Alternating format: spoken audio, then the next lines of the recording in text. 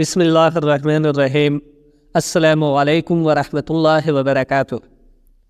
شیطان انسان کو سیدھے راستے سے بھٹکانے کی پوری کوشش کرتا رہتا ہے تاکہ انسان سیدھے راستے پر چل کر دین کی طرف راغب نہ ہو جائے۔ یہ انسان کو بھٹکانے کے لیے نئے نئے طریقے ڈھونڈتا رہتا ہے۔ اس سے جتنا بھی ہو پاتا ہے یہ لوگوں کو ایک دوسرے سے لڑا کر ہی سکون لیتا ہے، پر انسان کو چاہیے کہ شیطان کے بھٹکے ہوئے راستے پر نہ چلے اور نہ اس کے بھٹکانے کی وجہ سے اس کی باتوں پر عمل کرے۔ اگر کوئی بندہ اس کے بہکاوے میں آ کر عمل کرتا ہے تو اس چیز کا نقصان انسان کو خود ہی اٹھانا پڑتا ہے۔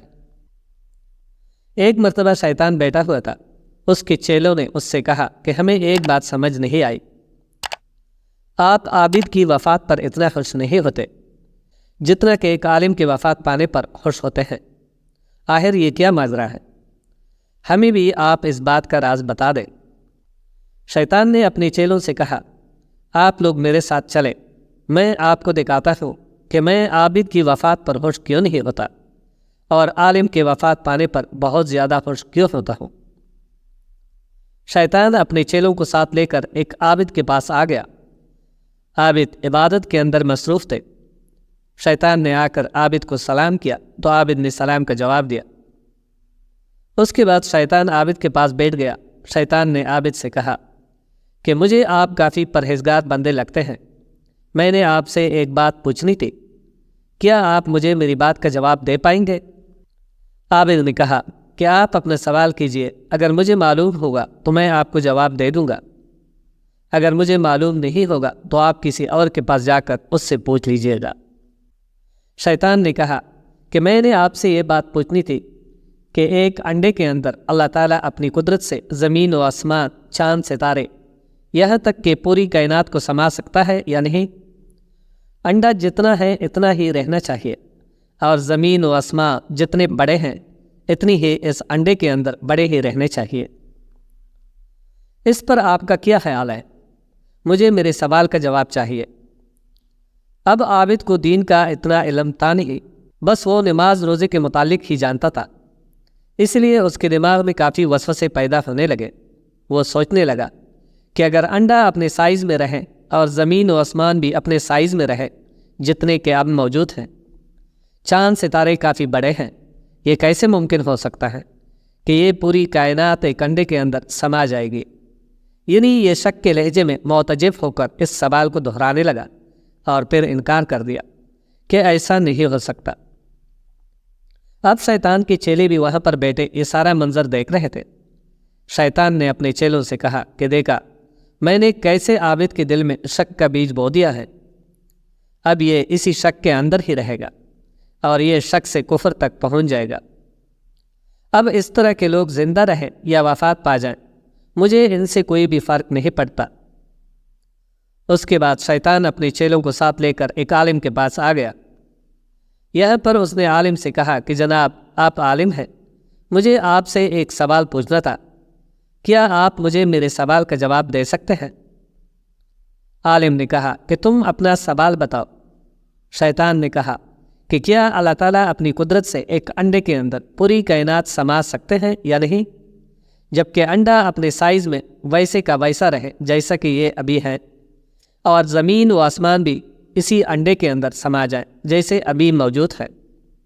جب عالم نے شیطان کا سوال سنا تو انہوں نے شیطان سے کہا کہ اس پر کیا تعجب ہے کہ اللہ تعالیٰ اپنی قدرت سے ایک انڈے کے اندر زمین و آسمان چند سیکنڈوں سے پہلے ہی سما سکتے ہیں۔ اللہ تعالیٰ ہر چیز پر قدرت رکھتے ہیں اور وہ کچھ بھی کر سکتے ہیں، ہمیں اس پر کوئی بھی شک نہیں ہونا چاہیے۔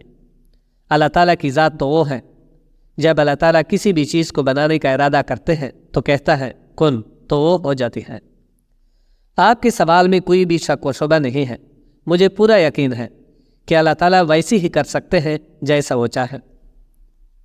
شیطان نے جب عالم کا جواب سنا تو اس نے اپنے چیلوں سے کہا کہ دیکھا عالم کا علم چیک کرو، اس کا علم اتنا ہے کہ یہ ہمارے وسوسے میں نہیں آیا، اور اس کے علم کی وجہ سے میں لوگوں کو بھٹکانے میں ناکام ہو جاتا ہوں، جس کی وجہ سے مجھے اس کی زندہ رہنے سے کافی نقصان ہوتا ہے۔ جب علماء وفات پاتے ہیں تو میں ان کے وفات پانے پر جشن مناتا ہوں، اور عابد کی وفات پانے پر مجھے کوئی خوشی محسوس نہیں ہوتی، کیونکہ اس کے علم میں اضافہ نہ ہونے کی وجہ سے اسے کسی بھی وقت کفر میں بھی مبتلا کیا جا سکتا ہے۔